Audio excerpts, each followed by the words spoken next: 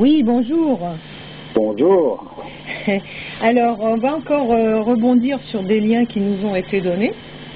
Oui. Notamment le lien concernant une église qui va devenir un centre commercial à Nancy. Voilà. Et puis, il y a un autre lien qu'on peut mettre en parallèle d'ailleurs. Ça va bien dans le même sens.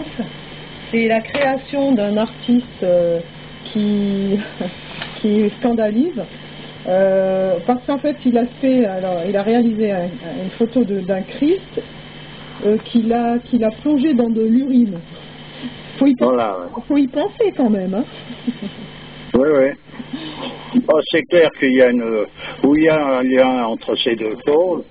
C'est que l'artiste moderne, comme on en a déjà parlé, il est le témoin d'une époque. Alors il est clair que de plonger le Christ dans l'urine, ça représente bien l'époque dans laquelle on évolue. Et c'est de faire un supermarché dans une église, ça va avec. C'est la même chose que de tremper le Christ dans l'urine un peu. On est bien d'accord, il y a, disons, une analogie en tout cas à faire là. Ouais. Voilà. Après, dans l'église en question, c'est sans regret, parce qu'elle a déjà été construite dans le même état d'esprit, c'est-à-dire qu'elle est déjà le témoin d'une époque. Oui, c'est une église en béton, voilà. Une de ces nouvelles églises, donc il n'y a pas grand-chose à regretter, si ce n'est l'investissement que tous les gens y ont mis, tu vois, autour de cette église. Hein. Oui, oui, on peut dire qu'une église en béton finisse en supermarché, elle a une belle mort. Hein. Voilà. Concernant l'artiste là qui plonge dans l'urine, alors soit c'est une perversion de l'artiste, hein, tu sais, c'est un scatophile qui exprime sa maladie à travers ses créations, ou alors il utilise l'urine comme tu sais dans certaines médecines ancestrales, tu sais, l'urine thérapie, la Amaroli, tu sais. Il y a peut-être un pouvoir de l'urine sur l'image du Christ, je sais pas, va savoir, hein. Oui, voilà, je ne veux pas chercher à savoir bien loin. Mais ce qui est certain, c'est cette posture qui consiste à être témoin d'une époque qui fait partie de l'attitude des artistes modernes. Donc, il faut s'attendre à toutes les extravagances à partir de là. Les déviations. Toutes les déviations. Et tu vois, par exemple, pour en venir à d'autres, concernant une autre religion, tu vois, la Kaaba, elle n'a pas été vendue dans un supermarché, mais on a fait un supermarché tout près et on a envahi l'environnement de laideur en béton, de construction moderne. J'ai envie de dire qu'on s'est servi de ce lieu sacré pour faire une extension commerciale autour de cela, en fait pour promouvoir tout un commerce autour. Voilà. Ben, bien sûr, ça fait porte-drapeau. Donc on en est un peu dans les mêmes résultats. Voilà, on dit l'époque actuelle, et cette époque, elle se reflète dans tous les coins du monde, dans tous les lieux, dans toutes les conditions. C'est tout. Après, c'est une question de moyens. Voilà. Ouais. Mais voilà où on en est. Hein. On n'en est pas ailleurs. Quand je vois pour en revenir aux églises d'après, je ne sais plus quelles. C'est des églises modernes, après celles qu'ils ont construites dans les années 50, tu vois, après la guerre, en béton. Mais il y en a une près de chez moi, c'est une horreur, tu vois, ça n'a même pas... tu vois ça de l'extérieur, c'est affreux là, au niveau architectural. C'est laid, mais c'est une prouesse en soi pour un architecte qui s'amuse. Ah ben, c'est l'architecture moderne. Il ne travaille plus dans les règles anciennes. Il a lâché prise aussi avec tout ça, ce qui veut dire que ça part à volo. Voilà. Il a des déviations, ils ont commencé le bonheur. Mais là, on n'est plus dans une déviation, on a carrément plongé dans le trou. Depuis pas mal de temps. Moi, j'en connais, j'en ai vu de ces églises en béton modernes. C'est des furoncles. Ah oui, ça c'est clair. Mais on en fait une tartine, et c'est été offert par celui-ci, offert par celui-là, et si ça se trouve, la Légion d'honneur, enfin bref, on est dans un cas de machin, ça ressemble à plus rien. Puis voilà. Donc finalement, que cette église devienne un centre commercial ou un casino, c'est du pareil au même, quoi. On pourrait dire ça. D'après ce que j'ai compris, ils ont refusé que c'est un casino, bien un sex shop, ou pas quoi, pour satisfaire au moralisme, mais j'entends ça va pas plus loin. Ouais. Ok. Bon, sinon, une question qui t'est lancée. En fait, non, c'est plutôt une conclusion concernant tout un débat qui a été fait autour de certaines divergences concernant le Christ, la passion. Qu'est-ce qu'il y a d'autre? La passion, qu'est-ce que c'était l'autre là? Oui, mais j'ai vu ce débat, j'ai vu. Au final, il est dit donc finalement que tu as sans doute raison, que l'important est de pratiquer ce que notre religion nous impose pour notre sanctification, même si la théologie n'est pas la vérité métaphysique pure et totalement inconditionnée. Ben oui, c'est ce que j'essaie de dire, dans le sens que chacun s'adonne à être en accord avec sa religion. S'il y a nécessité pour un personnage, à un moment donné, d'avoir une initiation, et qu'il doit donc se trouver dans un contexte qui n'est pas limité comme le christianisme l'est devenu, on pourrait dire, à ce niveau-là, en Occident, ça s'avérera, ça viendra à lui sans qu'il ait à chercher à couvrir la terre. C'est ce qui est arrivé à Guénon d'ailleurs. Parce que je répète ce que tu as dit, et ce que lui dit d'ailleurs, c'est que ce n'est pas l'homme qui choisit sa voie, mais la voie qui choisit l'homme. Oui, oui, mais ça on le sait maintenant. Voilà, ben oui, mais il faut le savoir comme il faut. À partir de là, ce genre de position, elle est réglée d'avance, puisque c'est ça. Donc, il viendra te chercher. Tu comprends? Et tu fais déjà le premier pas devant, ensuite le Seigneur en fait 100 devant toi. Donc, c'est aussi la même signification, tu vois. Après, j'ai vu le débat. Eh ben, il n'y a rien à rajouter. La réponse qui a été faite par un autre auditeur est exactement ce qu'il y avait à répondre. Ouais. Voilà. Bon, ben ok. Alors là, on va passer par contre à autre chose. Alors ça, c'est folklorique. Ouais. Ça, c'est du folklore pur, à la mode française. Ouais.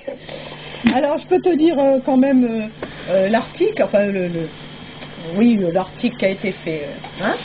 Oui, d'accord. C'est concernant Mayotte. Alors, il fut un temps où toute l'Afrique était colonisée par l'Europe, avec tout ce que cela peut comporter. Actuellement, il est question d'équitabilité à tout propos. Commerce équitable, salaire équitable, etc., etc. Quoi de plus équitable si l'Europe se faisait coloniser par l'Afrique? On n'arrête pas le progrès. Alors, ce 31 mars, l'île de Mayotte est devenue le 108e département français. Un département qui vivra au rythme de l'islam, religion de la quasi-totalité d'une population dont plus de 60% ne parlent que le malgache ou le swahili. Cette décision a pour origine une promesse électorale du candidat Sarkozy, appliquée par une loi organique et une loi ordinaire promulguée le 7 décembre 2010. À aucun moment on a demandé aux Français s'ils voulaient de ce nouveau département peuplé de 200 000 musulmans et payer de leur denier le coût de cette insolite opération. C'est d'ailleurs parce que l'issue d'une telle consultation risquait d'aller dans le sens contraire à la volonté présidentielle que l'opération a été faite en cachette. En 1962, quand il fut décidé de donner l'indépendance à l'Algérie et donc d'amputer le territoire français des départements algériens, un référendum sollicita l'accord du peuple français. De même, quand on changea le statut de la Nouvelle-Calédonie. Pour Mayotte, rien de semblable. Seuls les Mahorais ont été consultés par référendum. Le 29 mars 2009, ils ont ainsi répondu à 95% oui à la départementalisation, 39% du corps électoral s'étant abstenu. Les Français vont donc découvrir avec stupéfaction qu'à Mayotte, les fêtes musulmanes sont chômées, que les horaires de travail sont alignés sur ceux du Ramadan et que leurs compatriotes mahorais qui le demanderont conserveront leur statut personnel. La justice devant alors leur être rendue par des magistrats français, non selon le droit français, mais conformément au droit coutumier. Certes, celui-ci est appelé à disparaître, mais de manière progressive, et qui sait combien de temps le droit français devra composer avec un statut personnel dérogatoire au Code civil et à la laïcité. très proche de la charia qui prévoit la polygamie ainsi que la répudiation des femmes. D'autant qu'à Mayotte, il n'y a ni état civil ni cadastre, nom et date de naissance y sont incertains, ce qui va évidemment favoriser l'obtention de faux papiers et donc l'immigration-naturalisation. Ben, elle va être contente, Marine Le Pen, hein. Oui. Alors je continue. Les Français vont rapidement constater que Mayotte est une pompe aspirante pour l'immigration régionale. L'immigration clandestine y est en effet considérable et incontrôlée, puisque pour une population estimée à 2 millions de personnes, on compte au moins 600 000 clandestins. En 2010, le nombre des reconduites à la frontière y atteint le chiffre effarant de 260 405, dont 600 000 enfants qu'il ne sera plus possible d'expulser après la départementalisation. Durant les 20 premiers jours de janvier 2011, 40 bateaux ont été interceptés avec un total de 20 000 personnes à bord. Les Comoriennes viennent accoucher à Mayotte d'enfants devenant automatiquement citoyens français, ce qui rend la famille inexpulsable. La maternité de Mamoudzou est ainsi la plus importante de France, avec 70 000 naissances annuelles, 65 à 75% d'entre elles étant issues de l'immigration clandestine. Les avantages sociaux dont jouissent les Mahorais exercent déjà un attrait irrépressible pour les Comoriens. Or, la départementalisation qui va progressivement aligner les droits sociaux des Mahorais sur ceux des métropolitains ne fera qu'augmenter cette attirance. À ces migrants de proximité s'ajoutent désormais ceux venant de la région des Grands Lacs et de toute l'Afrique orientale. Mayotte va donc servir de porte d'entrée vers la métropole, d'autant plus que les associations de soutien aux émigrés vont désormais y exiger le respect des procédures. Les expulsions de masse vont donc devenir impossibles, c'est donc un gigantesque Lampedusa que nos responsables politiques viennent de créer. Parlons vrai, pour beaucoup la départementalisation c'est d'abord l'alignement sur les prestations sociales françaises, puis l'attente des retombées de la manne européenne dès que l'île sera devenue RUP, région ultra-périphérique. Déjà, les revendications se font jour parmi les fonctionnaires et les enseignants d'origine mahoraise, qui exigent la départementalisation du système éducatif au plus tard au mois d'avril, avec l'indexion des salaires, la prime de résidentialisation, comme pour leurs collègues métropolitains détachés, la titularisation des contractuels, la reconstitution des carrières pour l'intégration dans le corps des professeurs des écoles. À terme, le coût annuel de Mayotte pour la France est estimé à environ 1 milliard d'euros. Le seul budget de l'éducation dépasse les possibilités locales de financement. En 2010, 810 506 élèves, dont les clandestins, étaient ainsi scolarisés dans le seul domaine éducatif. L'effort annuel de l'État atteint déjà plus de 260 millions d'euros et les besoins ne feront que de croître. L'idée de faire de Mayotte un département français est donc totalement irresponsable. D'autres solutions existaient pourtant qui permettaient de sauvegarder les spécificités mahoraises et de garantir l'appartenance de l'île à la France. Désormais, il est trop tard. Bernard Lugan, directeur de la revue L'Afrique réelle. Alors ça c'est une nouvelle. Ouais, c'est bon. Ah ben qu'il a pété les plombs, là, Sarkozy, ou quoi? Non, mais ça lui fait des voix pour les prochaines élections, tu comprends? Ouais, mais attends, ils vont le payer cher, hein, la France. Eux qui n'arrêtent pas de parler d'identité nationale, là, c'est de la dilution au plus haut degré, hein.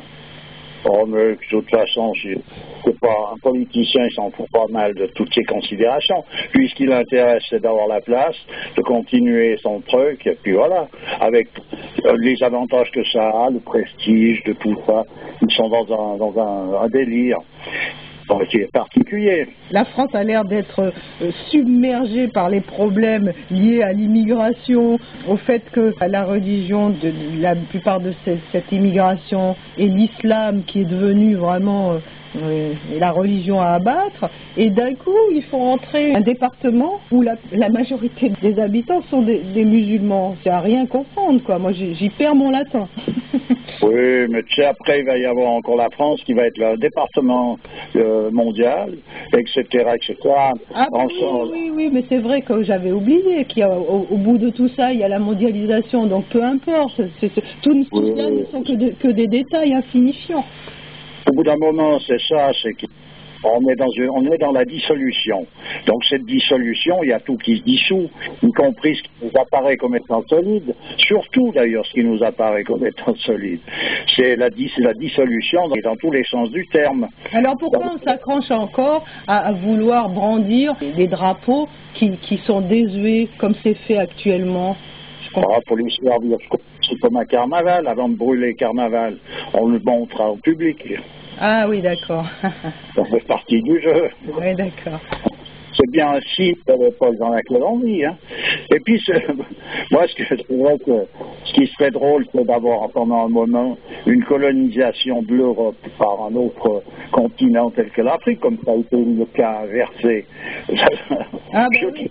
Ça serait... Je ne peux pas m'empêcher de sourire, parce que à un moment donné, c'est un juste retour des choses. Hein. Ah bah oui. De toute façon, ça sera apprécié le progrès en question, parce qu'on est allé là-bas, et les gens qui sont toujours partisans de tout ça, estiment qu'on a apporté du progrès dans ces pays.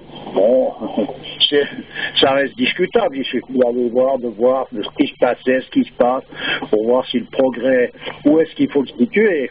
Alors à présent, on va voir le progrès, on est en train de vivre le progrès là. Donc tout d'un coup, je vois pourquoi il faut arrêter le progrès alors qu'on l'a prôné pendant des décennies et des siècles, quand il s'agissait d'une influence occidentale dans tous les pays du monde, on apportait du progrès.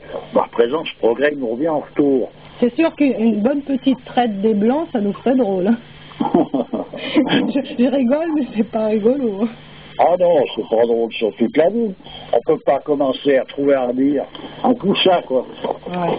Non, ça n'amène à rien, ça n'avance à rien dans le sens essentiel des choses, ni pour les uns, ni pour les autres. Oui, non, mais parce que ça nous paraît aberrant, impensable, etc. Mais ça serait la logique qu'il y ait un effet boomerang comme ça, tu vois. Bien sûr.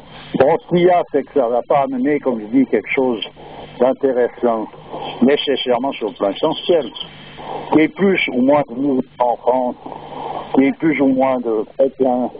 Ça ne va pas changer grand-chose parce qu'on parle d'une étiquette, on ne parle pas d'une réalité. Les vrais musulmans et les vrais chrétiens, on n'en entend pas parler. Donc finalement, cette politique anti-immigration ou anti-musulman, c'est de la poudre aux yeux. C'est des mouvements pour mettre de l'huile sur le feu. Oui, voilà, pour attiser les communautarismes et rien d'autre. Oui, c'est-à-dire qu'on va au-devant on le voit bien qu'on va au-devant de guerres civiles, de choses comme ça, qui sont manipulées par les mêmes personnages, qui te tendent la main avec quelque chose dedans, puis quand ils mangent, ils te tapent sur la tête, quoi. Mais moi, j'ai du mal à comprendre que Sarkozy ait fait ça juste pour avoir quelques voix de plus. Tu crois que c'est vrai? Ah, c'est important quand même. Hein? C'est important pour lui. Ouais. Après, il a du plutonium, il peut toujours se débrouiller. On se débarrasser des produits importants. Ouais, remarque, c'est vrai, on a tout ce qu'il faut dans notre sac à malice. Ouais. Il y a un arsenal, d'ailleurs, ça s'utilise en ce moment en Libye.